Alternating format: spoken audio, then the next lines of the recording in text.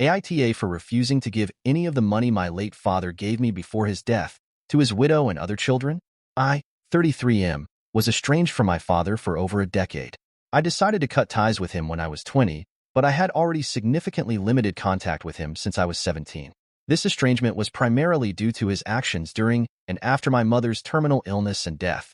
His behavior included attempting to start a relationship with my mother's sister while she was still alive, criticizing my mother for being ill and burning several family photos in the days following her death. He also sold my mother's easel, which held great sentimental value to me and my extended family. I was only 13 at the time, and his actions were deeply hurtful.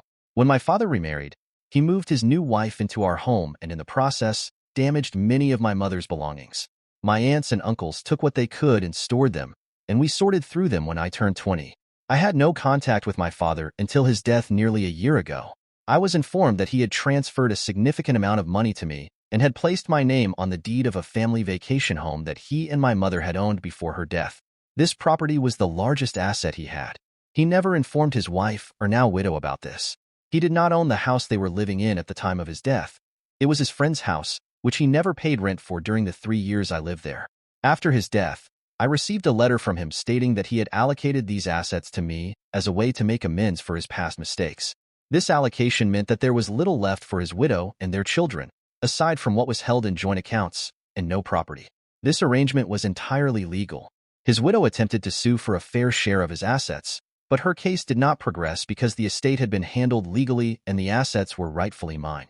Despite not attending the funeral or being in touch with her, she somehow managed to contact me. She suggested that I should support her and my half-siblings, implying that I owed it to them to have a relationship and help them out.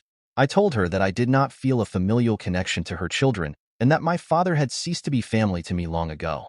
She argued that it was unfair for me to be so detached and that I was contributing to their hardship.